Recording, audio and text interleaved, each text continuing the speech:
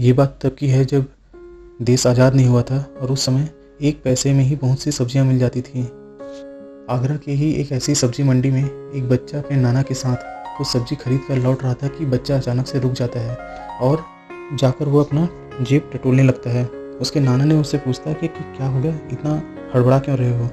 वो बच्चा बोलता है कि मेरे पास 4 पैसे थे जिनमें से एक खोटा सिक्का था। उस खोटे सिक्के को मैंने उस बुढ़िया को दे दी जिसने हमें सब्जी दी थी।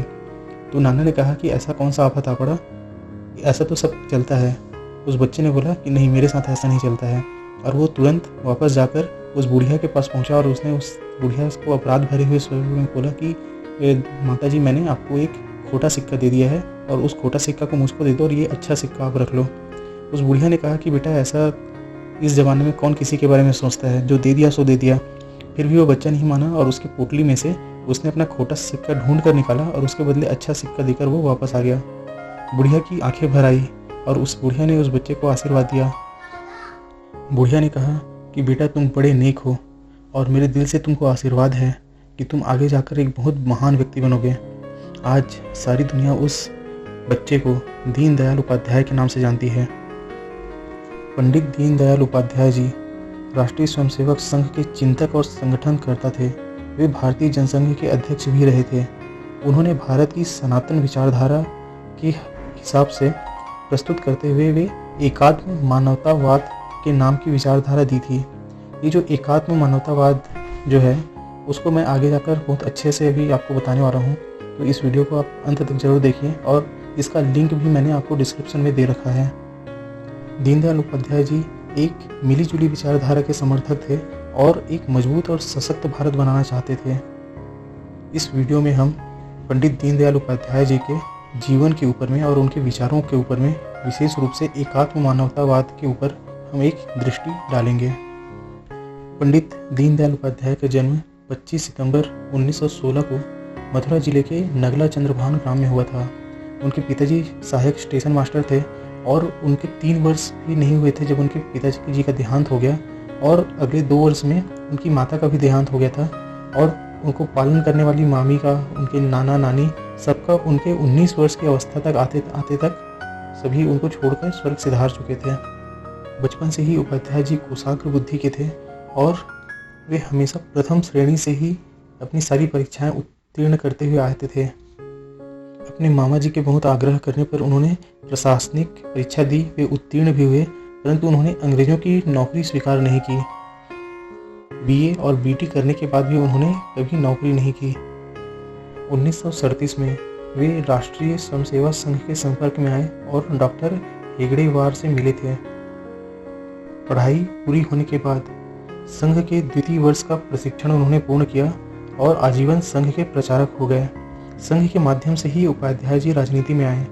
21 अक्टूबर 1951 को डॉक्टर श्यामा प्रसाद मुखर्जी की अध्यक्षता में उन्होंने भारतीय जनसंघ की स्थापना की। 1952 में इसका प्रथम अधिवेशन कानपुर में हुआ था। तब उपाध्याय जी इस दल के महामंत्री बने। इस अधिवेशन में पारित 15 में से 7 उपाध्याय जी ने प्रस्तुत किए थे। 1967 के कालीकट अधिवेशन में उपाध्याय जी भारतीय जनसंघ के अध्यक्ष निर्वाचित हुए थे और वे मात्र 43 दिन ही जनसंघ के अध्यक्ष रहे थे।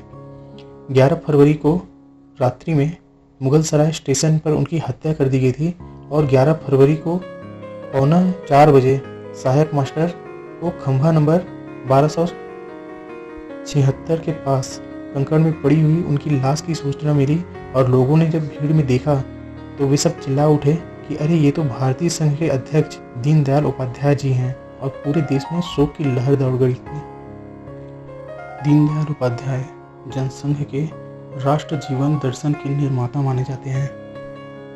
उनका उद्देश्य स्वतंत्रता की पुनर्रचना के प्रयासों के लिए विशुद्ध भारतीय तत्व दृष्टि प्रदान करना था। उन्होंने भारत की सनातन विचारधारा को युग के अनुकूल रूप में प्रस्तुत करते हुए एकात्म मानववाद की विचारधारा दी थी। एकात्म मानववाद मानव जीवन और संपूर्ण सृष्टि के एकमात्र संबंध का दर्शन है।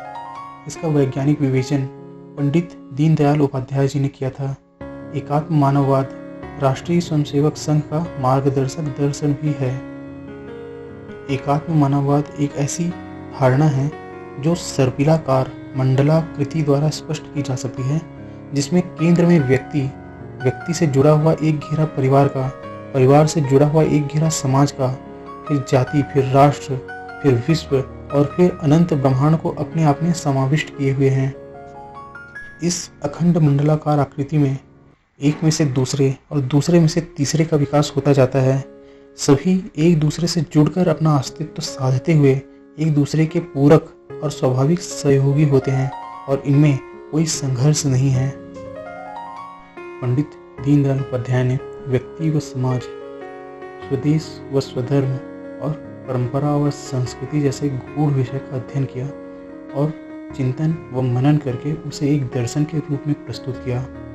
उन्होंने देश की राजनीतिक व्यवस्था और अर्थतंत्र पर भी गहन अध्ययन करके आधुनिक राजनीति को शुचि व शुद्धता के धरातल पर खड़ा करने की प्रेरणा दी। उन्होंने कहा कि हमारी संस्कृति समाज व सृष्टि की नहीं, बल्कि मानव के मन, बुद्धि, आत्मा और शरीर का समुच्चय है। आज़ादी के बाद देश की राजनीतिक दिशा स्पष्ट नहीं थी, क्योंकि आज़ादी के आंदोलन के समय इस विषय पर बहुत ज़्यादा चिंतन नहीं हुआ था। अंग्रेजी शासनकाल में सबका लक्ष्य एक था, स्वराज्य। लेकिन स्वराज्य के बाद हमारा रूप क्या होगा, हम किस दिशा में आगे बढ़ेंगे, इस बात पर ज़्यादा विचार नहीं हुआ था। पंडित दीनदयाल उपाध्याय ने 1964 में कहा था कि हमें स्व का विचार करना आवश्यक है, क्योंकि स्व के बिना स्वराज्य का कोई अर्थ नहीं होता। केवल स्वतंत्रता ही हमारे विकास और सुख का साधन नहीं बन सकती। जब तक हमें अपने असलियत का नहीं पता चलता, तब तक हमें शक्तियों का ज्ञान नहीं हो सकता और न ही उनका विकास ही संभव है। जब हम परतंत्र होते हैं तो हमारे समाज का स्व दब जाता है। इसीलिए लोग राष्ट्र के स्वराज्य की कामना करते हैं, ताकि वे अपनी प्रकृति और अपने गुणधर्म के अनुसार प्रयत्न करते हुए सुख की अनुभूति कर सकें। हमारी प्रकृति बलवती होती है और उसके विपरीत या उसके प्रतिकूल काम करने से या उसकी ओर दुर्लक्ष्य करने से कष्ट ही होंगे। प्रकृति का उन्नयन करके उसे संस्कृति बनाया जा सकता है और उसकी कभी अवहेलना नहीं की जा सकती। आधुनिक मनोविज्ञान हमें यह बताता है कि किस प्रकार मानव प्रकृति एवं भावों की अवहेलना से व्यक्ति के जीवन में अनेक रोग पैदा हो जाते हैं। ऐसा व्यक्ति प्रायः उदासीन ही रहता है और अनमना रहता है और उसकी कर्म शक्ति भी क्षीण हो जाती है अथवा विकृत होकर वो विपथगामिनी बन जाती है। और उसी तरह व्यक्ति के समान राष्ट्र भी प्रकृति के प्रतिकूल चलने पर अनेक व्यवस्थाओं और व्यवथाओं का शिकार बनता है और आज भारत की अनेक समस्याओं का कारण यही है। राष्ट्र का मार्गदर्शन करने वाले तथा राजनीति के क्षेत्र में काम करने वाले अधिकांश व्यक्ति इस प्रश्न की ओर उदासीन हैं। फलतः भारत की राजनीति अवसरवादी और सिद्धांतहीन व्यक्तियों का एक अखाड़ा बन गई है। राजनीतिज्ञों और राजनीतिक दलों के न तो कोई सिद्धांत है, न कोई आदर्श है, न ही कोई आचार संहिता है। एक दल छोड़कर दूसरे दल में जाने में व्यक्ति को कोई संकोच नहीं होता। दलों के विघटन अथवा विभिन्न दलों में गठबंधन किसी तात्विक मतभेद या समानता के आधार पर नहीं, बल्कि उसके मूल में चुनाव और पद ही प्रमुख रूप से रहते हैं। अब राजनीतिक क्षेत्र में पूर्णतः स्वेच्छाचारिता पनप चुकी हुई है। इसी का परिणाम है कि आज सभी के विषय में जनता के मन में समान रूप से अनास्था है। एक भी व्यक्ति ऐसा नहीं है जिसके आचारहीनता के विषय में कुछ कहा जाए तो जनता विश्वास न करे। इस स्थिति को बदलना होगा। बिना उसके समाज में व्यवस्था और एकता स्थापित नहीं की जा सकती। राष्ट्रीय दृष्टि से तो हमें अपनी संस्कृति का विचार करना ही होगा, क्योंकि वह हमारी प्रकृति है। स्वराज्य का स्व संस्कृति से घनिष्ठ संबंध रहता है। संस्कृति का विचार न रहा तो स्वराज्य की लड़ाई स्वार्थी और पद लोलुप लोगों की एक राजनीतिक लड़ाई मात्र रह जाएगी।